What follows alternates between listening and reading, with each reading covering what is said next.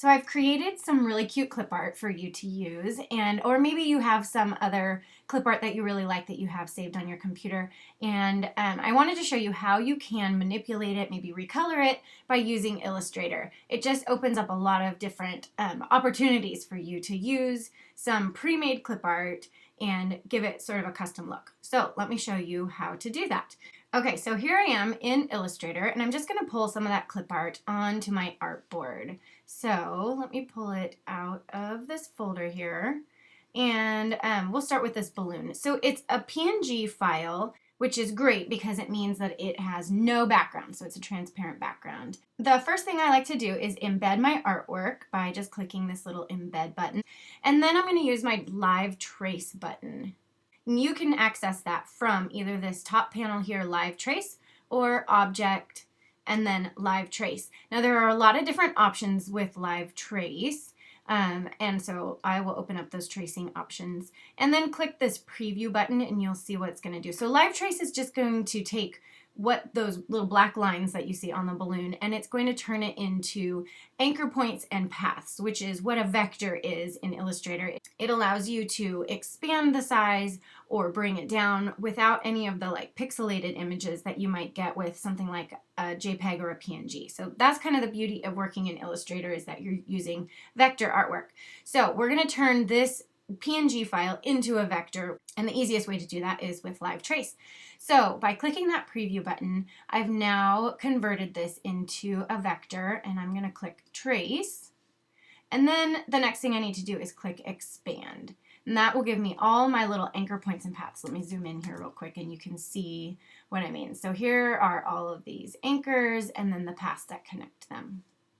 So when you use Live Trace, for some reason, it gives you all sorts of layers in here. So the first thing you want to do is ungroup, and then you'll just need to grab some of these layers off of here. So I usually maybe click on one of those layers. I go to Select, Same Appearance, which will select everything that has the same appearance. And if I pull this over here, you'll notice that there's now this, and if I kind of highlight this area, here's the other layer. So I'm just going to delete that. Now, one other thing you may need to do with your artwork is there might be a compound path in here that you have to release. So holding on, like click on the balloon, right click, and then release compound path. If you don't see anything about a compound path here, then you're okay, you don't need to release that. But when I release that, now you'll see that I have a few different little parts of that balloon that I need to get out of there.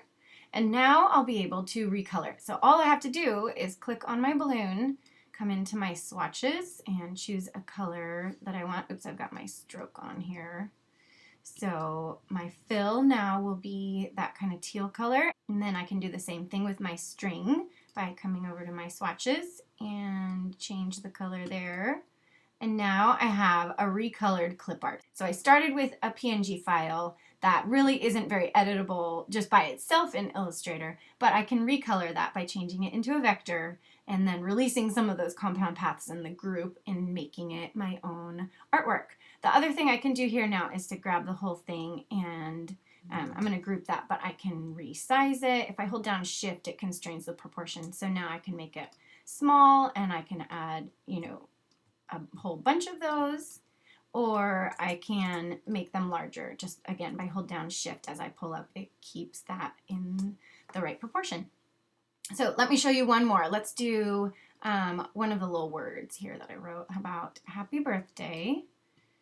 So if I pull that in, you can obviously leave it black and white if you want to, but if you wanted to have that be a color, again, I will embed and then Live Trace and expand.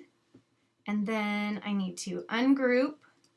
I need to pull everything that is the same appearance and pull that down. And then I can delete the rest of the objects there.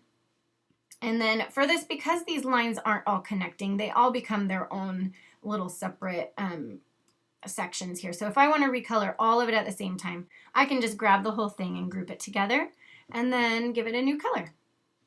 And now I've recolored that really cute clip art. So I hope this helps you out as you are playing around with some clip art. Maybe you already have some saved on your computer, or again with this new clip art that I've created for you. So have fun and enjoy kind of changing around the look of these drawings.